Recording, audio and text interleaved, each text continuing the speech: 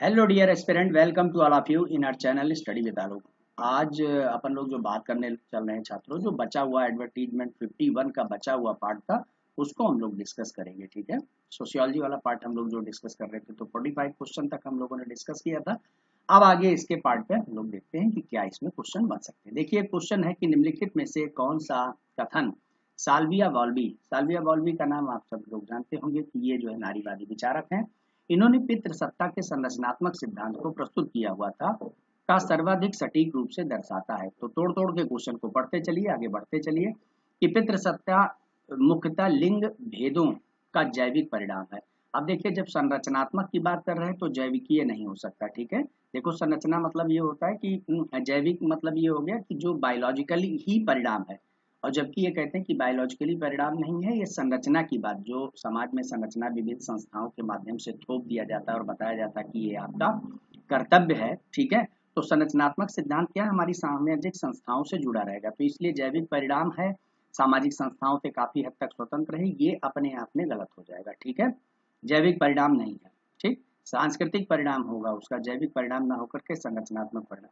यहाँ पर अगला वाला देखिए कि पितृसत्ता कई बार परस्पर संबद्ध संरचनाओं, जैसे एक दूसरे से जुड़ी हुई संरचनाएं जो समाज की घरेलू उत्पादन, ठीक है, वेतन भोगी कार्य, राज्य, पुरुष हिंसा और लैंगिकता और सांस्कृतिक संस्थाओं के माध्यम से बनी रहती है। आपने देखा होगा कि कोई कल्चरल प्रोग्राम हो रहा है तो वहां पर वेलकम करने के लिए महिलाओं को, ठीक है, बहुत सारे ऐसे काम हैं।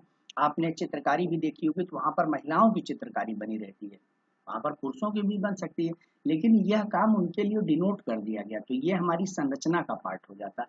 तो परस्पर संबद्ध संरचनाओं, ठीक है, आप यहाँ से एक क्लू पा करके इस क्वेश्चन को इजिली सही करते, तो ऑप्शन बी इसका करेक्ट आंसर हो जाएगा। ठीक है, सी नंबर में कह रहा है कि पितृसत्ता केवल परिवार के भीतर तक पुरुषों और महिलाओं के माध्यम से संचालित होती है, तो ये भी गलत यहाँ पर हो जाएगा। और पितृसत्ता केवल पारंपरिक समाजों में पाई जाती है, और आधुनिक और महिला बाजार में, भाई आधुनिक समाज में भी तो देखिए कि यहाँ पर जो है वुमेन एडवर्टीजमेंट से लेकर के आप कोई भी एडवर्टीजमेंट उठा करके देख लीजिए तो उसमें वुमेन का रहता है। तो इसका मतलब ये हो गया कि श्रम बाजार से लेकर के और इन सब चीजों में यहाँ पर पारंपरिक में ही नहीं है, वर्तमान में भी बना हुआ है। ठीक है, अब ये कह रहा है कि आधुनिकीकरण और महिलाओं के श्रम बाजार में धीरे धीरे समाप्त हो जाती, समाप्त नहीं होती है, अपने आप को एग्जिस्ट करती रहती है, बनी रहती है, इसलिए ऑप्शन बी इसका करेक्ट आंसर हो जाएगा। चलिए नेक्स्ट देखते हैं हम लोग, थोड़ा समय को ध्यान रखते हुए फटाफट इसको करते हुए चलेंगे छात्रों। कि समाज शास्त्रीय अवधारणा एक है संस्कृत के संदर्भ में निम्नलिखित कथनों पर विचार करना।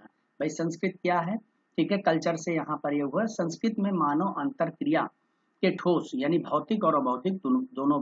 तो भाई हमारी कल्चर में मैंने ये पार्ट में, तो ये तो बहुत आसान है कि मूर्त अमूर्त यानी भौतिक अभौतिक दोनों प्रकार की संस्कृत होती है, बिल्कुल सही है।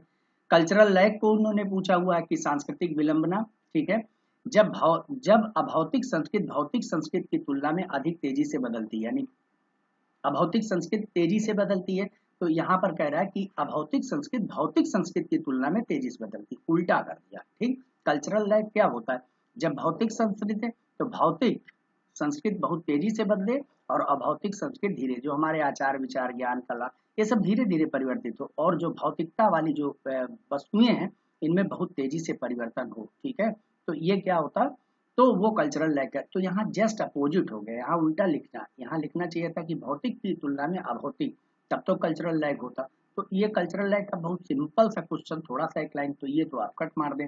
फिर कह रहे हैं कि समाजशास्त्रीय उपयोग में प्रत्येक समाज और प्रत्येक व्यक्ति के पास में संस्कृत होती, तो भाई सही बात है कि अपनी आवश्यकताओं को पूर्ति करने के लिए उनका अपना तरीका होता है।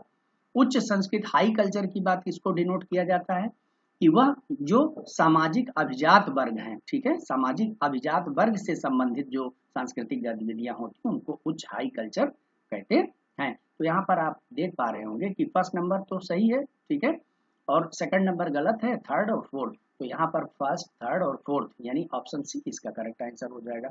आसान क्वेश्चन है, बस थोड़ा सा टाइम टेकन है छात्रों, बस बाकी और कुछ है नहीं बहुत ज्यादा। ठीक है, इसीलिए मैं थोड़ा सा यहाँ पर बात को रोक करके कहता हूँ कि जो मैंने बता करके रखा है कि 62, ठीक है, 62 प्लस माइनस 2, ठीक है, ये आपकी मेरिट जाने की पूरी संभावना, मिनिमम इतना मेरिट जाने की संभावना है। ठीक है, सीटें भी कम है, तो ऐसे 62 प्लस माइनस 2 यानी ये 64 65 भी हो सकता है। ठीक है, और ये 60 तक भी जा सकता है। तो इसे 60 से 65 के बीच में जो ये बताया गया कि 60 से 65 के बीच में मेरिट रहेगी, वो यही मेरिट होगी, ठीक है।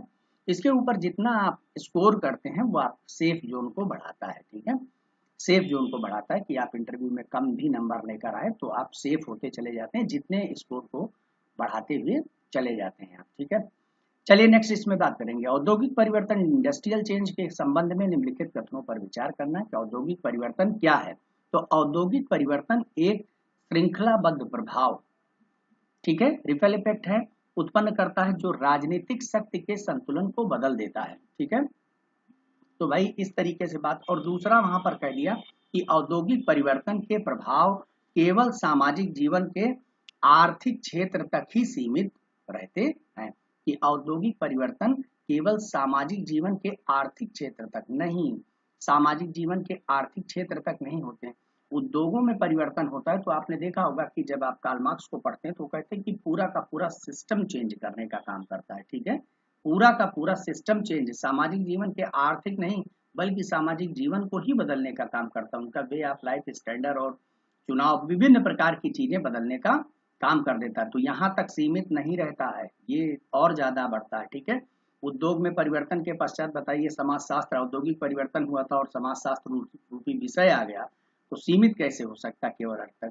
तो ऑप्शन ए केवल इसका करेक्ट आंसर हो जाएगा, ठीक है। थोड़ा सा फोकस करते हुए चलेंगे तो हो जाएगा। नेक्स्ट अगले क्वेश्चन की अगर हम लोग बात करेंगे, औद्योगिकरण और सामाजिक परिवर्तन के संदर्भ में निम्नलिखित कथनों पर विचार करना है। तो औद्योगिकरण में कृषि आधारित अर्थव्यवस्था में शहरी औद्योगिक प्रणालियों की ओर संक्रमण हुआ है जिससे उच्च आर्थिक वृद्धि हुई है, ठीक है। औद्योगिकरण और सामाजिक परिवर्तन को मतलब आपस में जोड़ने का, तो औद्योगिकरण में कृषि आधारित अर्थव्यवस्थाओं से शहरी औद्योगिक प्रणालियों की ओर संक्रमण हुआ है जिससे उच्च आर्थिक वृद्धि हुई है, सही बात है, वो इंडस्ट्रियलाइजेशन ने किया। दूसरा कह रहा है कि 1750 से 1885 में प्रारंभिक चरण है, ठीक है, भाप शक्ति का उपयोग होगा, ये भी आप देखिए इंडस्ट्रियल रेवोल्यूशन इंग्लैंड की औद्योगिक क्रांति को अगर आप पढ़ते हैं तो दोनों बातें वहां पर कहीं ना कहीं कही जाती है। और शहरी भीड़ भाड़ के कारण औद्योगिकरण से जनसंख्या वृद्धि में कमी आई है।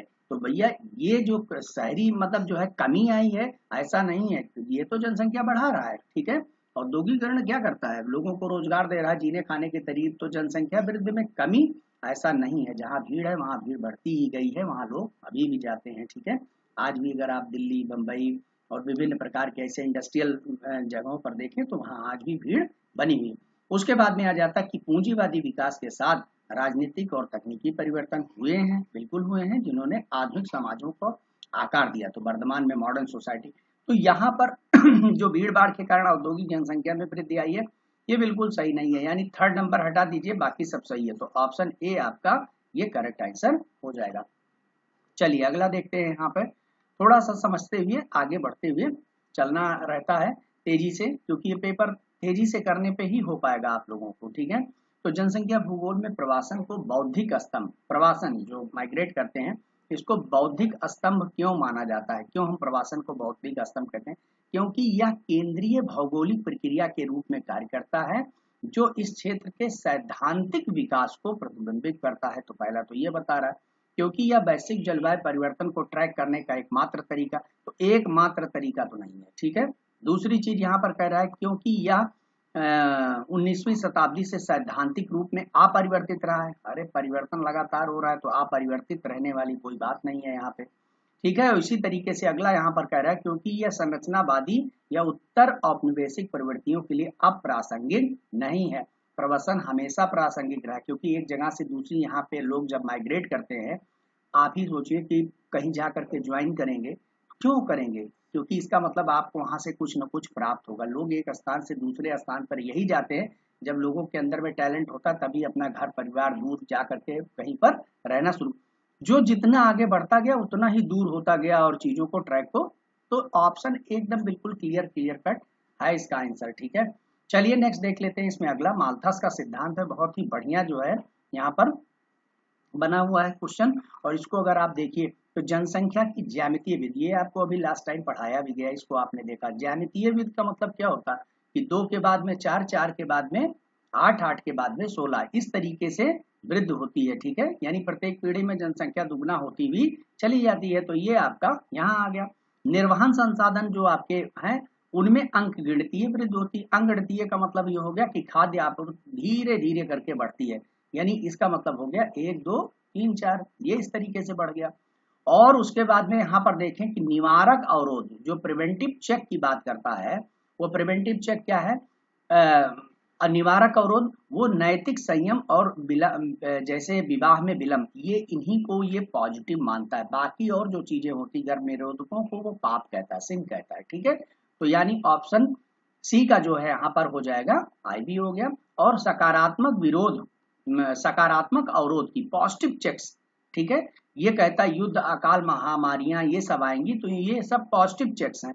लेकिन अगर आप उसको कहते हैं तो वो नकारात्मक अवरोध, यानी आप जो गर्भ निरोधकों का प्रयोग करते हैं उसको नकारात्मक अवरोध कहता है, ठीक है। तो इस तरीके से यहाँ पर देख लीजिए कि ये पार्ट है, तो एकदम सीधा सीधा ऑप्शन ए में ये दिया गया है। अच्छा क्वेश्चन था, आप इसको कर सकते थे, इसमें कोई मतलब जो है कठिनाई वाली बात नहीं है, बिल्कुल भी ऐसी नहीं।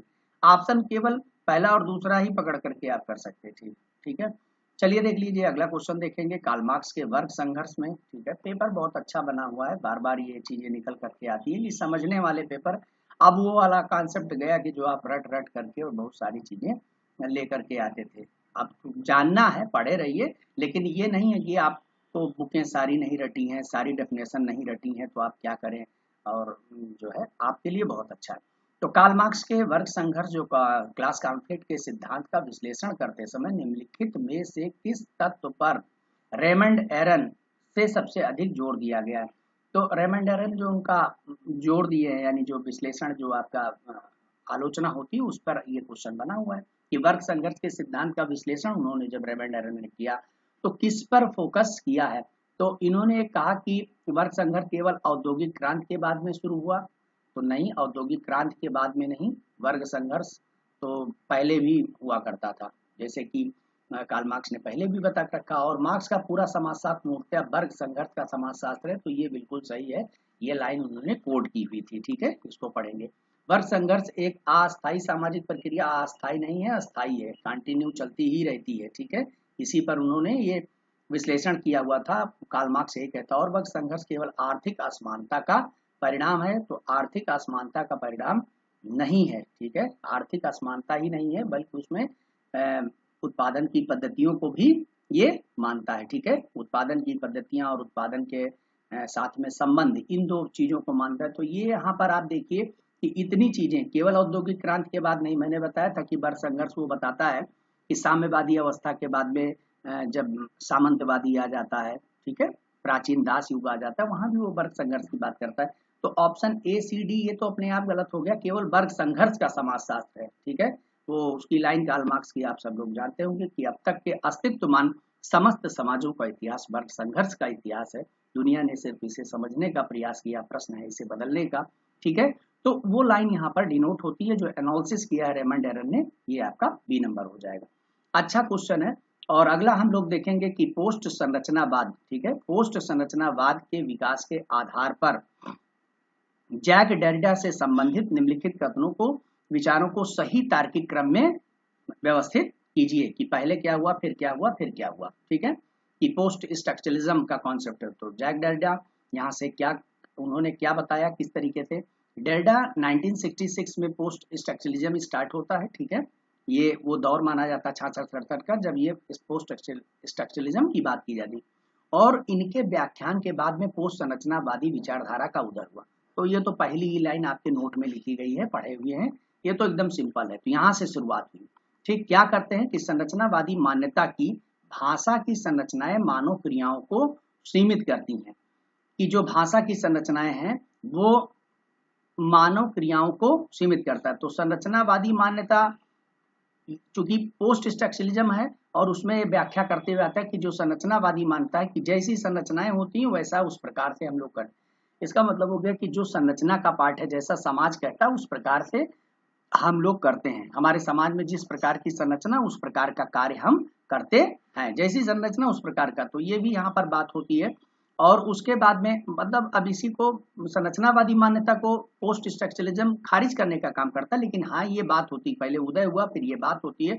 उसके बाद यहाँ पर अगला कहते हैं कि दर्जा के द्वारा भाषा और सामाजिक संस्थाओं का लेखन राइटिंग के रूप में विघटन डिकंस्ट्रक्शन ये हुआ है। ठीक है, तो यहाँ पर ये बात इसके बाद में यहाँ पर तो देखिए ये मतलब शुरू हुआ, उसके बाद पहले इसको खारिज किए, फिर इसको खारिज किए, और फिर निष्कर्ष निकालते हैं। निष्कर्ष आया कि भाषा अस्थिर है, बिल्कुल सही बात है, और अर्थ संदर्भ के अनुसार बदलते रहते हैं। तो बिल्कुल सही बात है एकदम।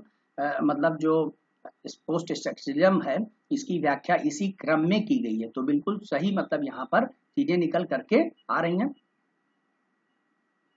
अब आप यहाँ पर देखिए कि एक छोटा सा जो है कॉन्सेप्ट निकल करके आता है भाई छात्रों, यहाँ थोड़ा सा हल्का सा डिस्प्यूटेड यहाँ पर बन पा रहा है। कैसे बन पा रहा है मैं उसको बताता हूँ। देखिए एक चीज ये है कि जब पोस्ट संरचनावादी विचारधारा का उदय होगा, थोड़ा सा इसको अपडेट करना पड़ेगा भाई छात्रों। देखिए ये तो छाछठ में कहते हैं, लेकिन जब पोस्ट संरचनावादी विचारधारा का उदय किसी न किसी कारण से होगा। ठीक है, तो कारण जब वो बताने का काम करते हैं, वो संरचनावादी मान्यता को, संरचनावाद को खारिज करते हुए पोस्ट स्ट्रक्चरलिज्म आएगा। इसीलिए सेकंड को पहले नंबर पर रखा जाएगा छात्रों। ठीक है, मतलब ये 1966 में आया, लेकिन संरचनावाद को खारिज करेंगे तब पोस्ट स्ट्रक्चरलिज्म आएगा, यानी सेकंड के बाद में ही फिर जो है ये चीजें आएंगी। तो सेकंड के बाद में जो है आप फर्स्ट ये स्थापना करेंगे और फिर वो अपनी बातों को बताएंगे कि सामाजिक और लेखन के रूप में विघटन हुआ और अंत में निष्कर्ष है। तो इसलिए यहाँ पर जो है ये क्वेश्चन थोड़ा सा इस तरीके से बना कि बातें सही हैं सब हैं, लेकिन इनका सीक्वेंस लगाने का काम है। तो सीक्वेंस में आप इस क्वेश्चन को केवल इतना जान लीजिए कि जब हम लोग किसी संरचनावादी विचारधारा का उदय कर रहे हैं, तो उदय के पहले क्या होगा, उदय के पहले हमको क्या करना पड़ेगा, पहले उसकी आलोचना करनी। तो सेकंड नंबर तो आपको आना ही आना है। ठीक है, सेकंड नंबर आपका आना है, तो सेकंड नंबर आएगा और उसके बाद में फिर आपका सेकंड नंबर और भाषा इसकी आलोचना करेगा, तो सेकंड, और फिर उसके बाद में थर्ड नंबर विघटन के वो समझाने का काम करता है, और उसके बाद में फिर जो है सेकंड थर्ड और फिर ये विचारधारा आती है, और उसके बाद में ये निष्कर्ष निकालते हैं। तो यहाँ पर एक चीज और है कि सेकंड थर्ड और उसके बाद में, तो छात्रों यहाँ पर थोड़ा सा इस क्वेश्चन को लेकर के मेरे पास में दो डिस्प्यूट हो गया। ठीक है, तो आप सी और डी नंबर में दोनों में बहुत ही डिस्प्यूटेड वाला ये थोड़ा सा बन गया है। अभी मैं इस पे पूरा एनालिसिस नहीं कर, एनालिसिस करके कमेंट बॉक्स में लिख दूंगा, लेकिन ये है कि जो अभी उम्मीदवारी बन ज्यादा रही है वो सी नंबर के प्रति भी बन रही है। ठीक है, जो ऑप्शन सी है ये इस पे जो है बनने का चांस बन रहा है। ठीक है, सेकंड के बाद में फर्स्ट भी लग सकता है, और उसके बाद में विघटन हुआ, और यह निष्कर्ष है कि भाषा अस्थिर और बदलते। तो ये आपका सी और डी, ऑप्शन सी और डी में थोड़ा सा अभी इस पे कंफ्यूजन की बात आ रही है। ठीक है, निश्चित रूप से थोड़ा सा आ रहा है, लेकिन हमारे हिसाब से सी के साथ में होना चाहिए। ठीक है, अब इसको देखूंगा तो कमेंट बॉक्स में बता पाऊंगा, आप लोग भी इस पे एक बार कोई अगर मिलता है तो बताइएगा, या लॉजिक होता है तो बताइएगा, क्योंकि समय कम रहता है। तो इसको मैं आगे अब यहाँ पे बढ़ता हूँ, फिलहाल सी या डी में सही होगा, फर्स्ट और सेकंड किसी भी सूरत में नहीं होगा। ठीक है, चलिए अगला देख लेते हैं हम लोग, अगले क्वेश्चन को देखते हैं कि नीचे दो कथन है जिनमें से एक कथन दिया गया और दूसरे को कारण दिया गया। तो कथन और कारण का क्वेश्चन है कि भारतीय गांव में जजमानी प्रणाली सेवा प्रदाताओं और संरक्षकों के बीच अल्पकालिक संविदात्मक तथा गैर जाति आधारित ठीक है संबंध, तो गैर जाति आधारित संबंध पर आधारित थी। फिर सेवा करने वाली और सेवा प्राप्त करने वाली जातियों के बीच संविदात्मक कॉन्ट्रेक्चुअल व्यक्तिगत अस्थायी या सीमित नहीं था, बल्कि पारंपरिक जातिगत दायित्वों पर आधारित था। तो भाई ये तो बिल्कुल सही बात है कि ये इस पर आधारित था, लेकिन इसका क्या कि प्रदाताओं और संरक्षकों के बीच अल्पकालिक संविदात्मक तथा गैर जातीय संबंध पर नहीं, अल्पकालिक नहीं था, परमानेंट था, संविदात्मक नहीं था, परंपरावादी था। देखिए नीचे वाली बात ऊपर को ये कर रहा है, तो यानी ये ए नंबर गलत हो गया और आर सही है। ठीक है, तो ये आपका ये गलत हो गया डी, तो यहाँ पर ऑप्शन डी हो जाएगा, ऑप्शन डी आपका करेक्ट हो जाएगा। ठीक है ना।